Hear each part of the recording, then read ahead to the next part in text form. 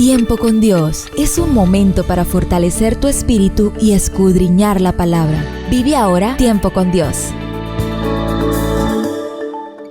Bendiciones para toda la familia, para todos los radioyentes y televidentes que están en Cúcuta, Colombia y el mundo entero. Bendigo a todos aquellos que diariamente mandan unas notas hermosas diciendo que están muy contentos con este programa de Tiempo con Dios, porque pues son mensajes que llegan a donde tienen que llegar. ¿Y quién los manda? Papá Dios. Y este humilde obrero, Fernando Mosquera, simplemente los transcribe. Eso es toda la historia. Pero la gente está muy contenta y yo más contento de que hay multitudes que están siendo ministrados con este tema maravilloso de la sangre preciosa de Cristo Jesús. Como introducción tenemos hoy un versículo muy cortico, Lucas capítulo 11, versículo 1. Señor, enséñanos a orar. Este es un asunto sorprendente. ¿Sabe usted al menos 5 elementos que comprenden la oración bíblica? Converse con su cónyuge durante 10 segundos y después continúe escuchando. Durante un día promedio, el número de oraciones que Dios recibe debe ser demasiado grande como para que lo podamos comprender. Y un gran número de oraciones no contienen los 5 elementos que enseñó el Señor Jesús. Vamos a analizar los 5 elementos de una oración. Si es posible, tomen papel y tomen lápiz para que entiendan, porque vamos a analizar 5 elementos, óigame, de una oración. Primer elemento, la adoración a Dios. Jesús comenzó su oración modelo diciendo: cuando oréis, decid: Padre nuestro que estás en los cielos, santificado sea tu nombre.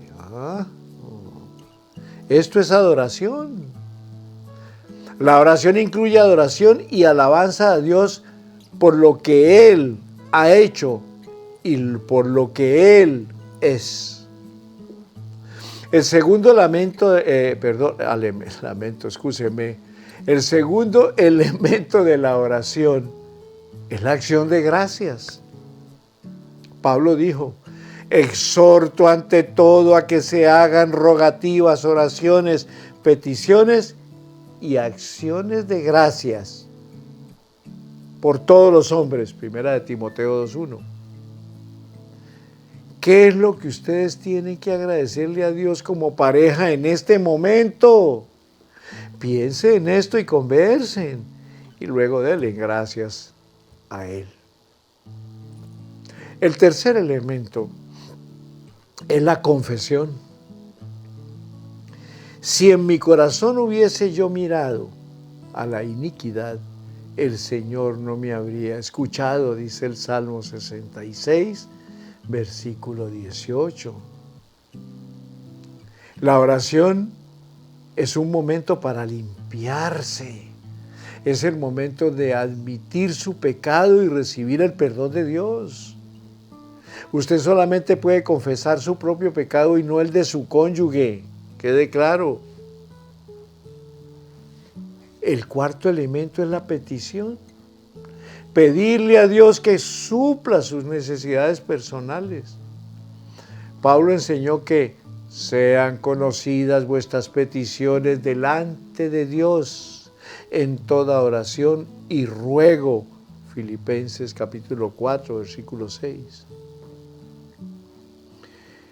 ¿Qué es lo que usted necesita en este momento? ¿Y qué tiene que presentarle a Dios? Eso lo sabes tú, pero hay que hacerlo. Y es el cuarto elemento de la oración. El último elemento es la intercesión. Orad por otros. Pablo solicitaba orar por nosotros, segunda de Tesalonicenses 3:1. ¿Tienen ustedes como pareja una lista de las personas por quienes deben orar? Si no la tienen, piensen en hacerla. Deje un espacio al lado de cada nombre de su lista para escribir la respuesta de Dios. Haga que los otros sepan que ustedes están orando por ellos. La oración puede marcar una gran diferencia en su vida y en la vida de otros. Que el Señor les bendiga. Bueno, entonces, cuando usted fue liberado de la desgracia, del pecado y de la condenación eterna, el poder de la sangre lo hizo de una vez y para siempre. Hebreos capítulo 9, versículo 12 nos dice: Él entró una vez para siempre en el lugar santísimo, no por virtud de la sangre de becerros y los machos cabríos para hacer reconciliación entre Dios y el hombre, sino por su propia sangre, habiendo asegurado una completa y eterna redención para nosotros. Ahí la importancia, hijos de Dios, de permanecer en Cristo. Segunda de Corintios 5:17 dice que el que está en Cristo nueva criatura es. Las cosas viejas, o sea, todos esos pecados y todas las cochinadas que nos enseñó el diablo para hacer, quedan borradas y somos nuevas criaturas. Pero hay que estar en Cristo, hay que permanecer en Cristo. Podríamos decir que Jesús hizo bien su trabajo. Hasta ese momento todo había sido hecho para ayudarnos a soportar el problema hasta la plenitud del tiempo de Dios. Cuando fue el tiempo correcto de poner en acción el plan que había anunciado en el huerto del Edén, Dios envió a su Hijo para hacer el trabajo bien hecho. Jesús ofreció su sangre una vez, óigame, y para siempre.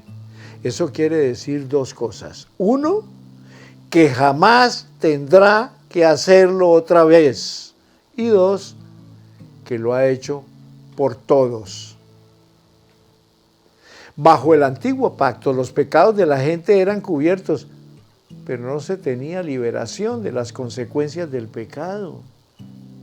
Porque la sangre de los toros y de los machos cabríos se utilizaba para la purificación del cuerpo del hombre, pero jamás podía alcanzar el ser interior y purificar su conciencia.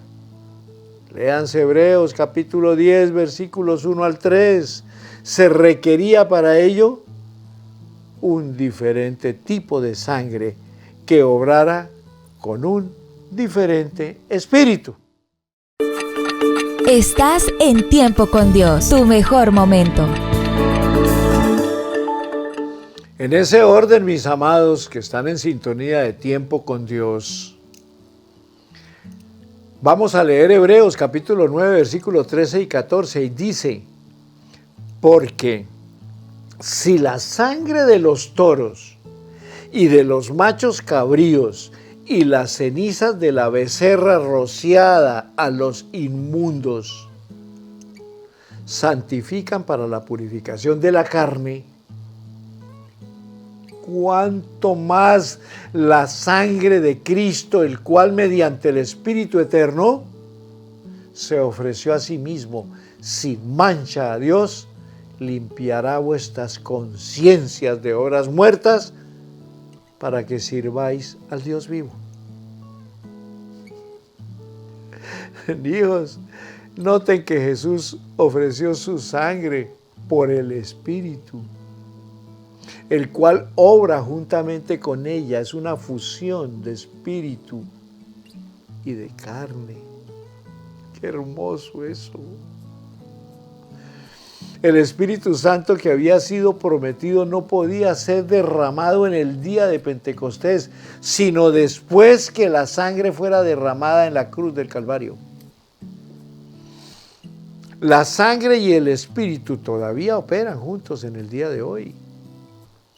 Honre la sangre y verá derramarse el Espíritu sobre su vida. Isaya Majai.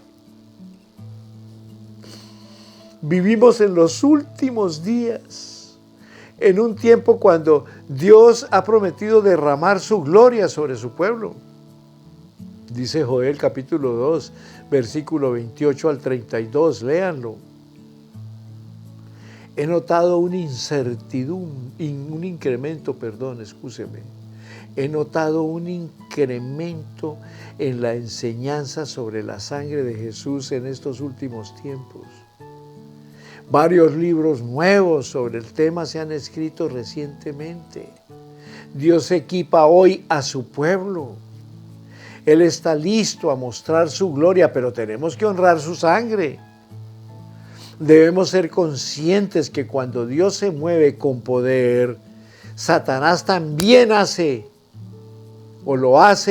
en su contra y en contra nuestra con ímpetu vengativo, pero Él está bajo nuestros pies. A Él hay que pisotearlo. La sangre es nuestra protección y Satanás le teme a la sangre de Cristo Jesús. Este tema es uno de los medios que el Señor ha escogido para equiparte a ti y a todos los radiodientes y televidentes, equiparlos y ayudarlos a ser vencedores en esta guerra de los últimos tiempos. En 2 de Corintios capítulo 5, versículo 21, hijos, encontramos que la sangre derramada de Cristo Jesús cubre el pecado. Al que no conoció pecado, por nosotros se hizo pecado, para que nosotros fuésemos hechos justicia de Dios en él. La cruz de Cristo, el altar sobre el cual Él se ofreció a sí mismo, tenía que cubrirse y fue cubierto con sangre. En el libro del Éxodo vemos el ejemplo del Antiguo Testamento. Veamos. Y tomarás de la sangre del becerro y pondrás en los cuernos del altar con tu dedo y derramarás toda la sangre en la base del altar. Y matarás el carnero y esparcirás su sangre alrededor del altar. En el sacrificio hebreo por el pecado, la sangre era arrojada sobre el altar y en la base del altar. Vemos este cuadro en el sacrificio de Cristo por nuestro pecado, ¿cómo no? Sangre sobre el altar, la cruz. Fluyendo del altar, la cruz. Y derramándose sobre la base del altar, la cruz. Jesús mismo tuvo que ser cubierto con sangre. Tenía que ser de esta manera. Él cargaba nuestros pecados sobre sí mismo. Fue hecho pecado por nosotros. El pecado produce muerte y solo la vida vence la muerte. La vida está en la sangre, hijos. Por lo tanto, al tomar nuestros pecados sobre sí para expiarlos, su sangre tuvo que ser derramada para que la vida absorbiera la muerte. En Éxodo 29:20 vemos el tipo y figura en el cual el sumo sacerdote debía ser ungido con sangre para santificarse y poder ministrar en representación del pueblo. Entonces matarás el carnero y tomarás parte de su sangre y la pondrás sobre el lóbulo de la oreja derecha de Aarón y de sus hijos, sobre el dedo pulgar de las manos derechas y de los pies derechos de ellos, y el resto de la sangre lo rociará sobre el altar y alrededor de él. Todas las ceremonias del antiguo pacto apuntaban a la muerte y al derramamiento de la sangre de Cristo Jesús, pero las personas que las realizaban no sabían que estos actos eran tipos y figuras, y aún se diría que eran profecías de cosas por venir. Dios conocía su propio plan, pero la Biblia lo llama el misterio, oculto por siglos y generaciones de los ángeles y de los hombres, pero ahora revelado a su santo pueblo, ustedes y yo, los santos, los lavados por la sangre preciosa de Jesús. Eso dice Colosenses capítulo 1, versículo 26. Estás en Tiempo con Dios, tu mejor momento.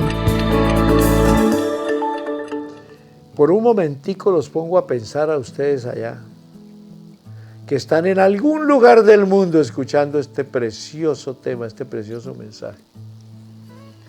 Si Satanás hubiera sabido el poder de la sangre, veamos qué hubiera hecho.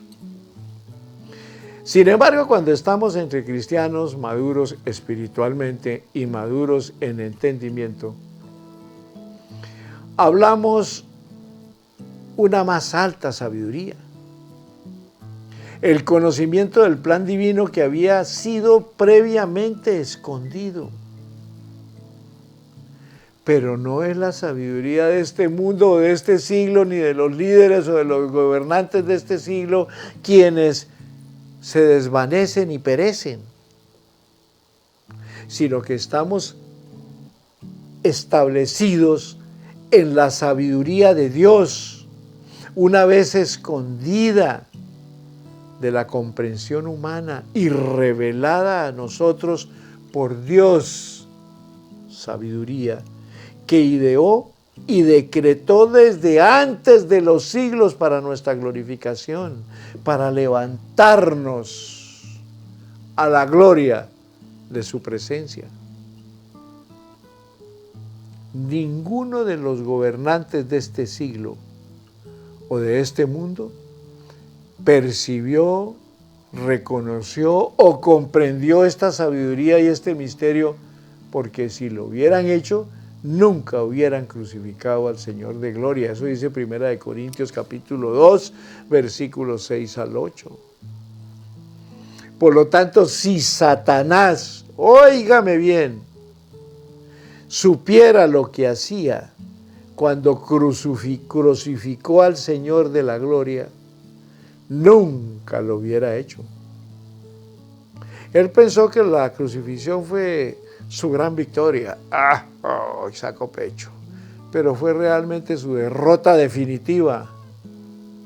Si Satanás supiera lo que hacía cuando provocó los 39 azotes que Jesús recibió en su espalda, cuando incitó a los soldados a hacer una corona de espinas y presionarla sobre su cuero cabelludo, hasta ver correr la sangre por su rostro y por su barba, cuando traspasó sus manitas y sus pies y su costado, si supiera lo que hacía al provocar el derramamiento de la sangre de Jesús que redimió al hombre, ciertamente jamás lo hubiera hecho este loco. Por eso es que con razón Satanás odia y detesta la preciosa sangre de Jesús y le teme. Si supiera las implicaciones, jamás había derramado esa sangre inocente. Pero ocurrió una vez para siempre y este hecho no puede deshacerse. Satanás no podía tocar a Jesús si el Padre no se lo permitía. Pero el Padre lo hizo porque Él tenía un plan glorioso, un ministerio o un misterio mejor escondido por siglos y por generaciones, pero revelado ahora a nosotros en Cristo Jesús. Ahí el valor del Nuevo Testamento, hijos. En nuestras vidas, a menudo Satanás piensa que nos hace algo tan terrible que acabará con nosotros. Sin embargo, Dios tiene un plan completamente diferente. Él toma, óigame bien, hijos de Dios que están en sintonía de tiempo con Dios. Él toma lo que Satanás utiliza para dañarnos y lo hace obrar no solo para bien nuestro, sino para el bien de los muchos a quienes ministraremos. Cuando esté tentado a darse por vencido en tiempos de prueba, recuerde siempre lo que dice Romanos 5, 17 al 19.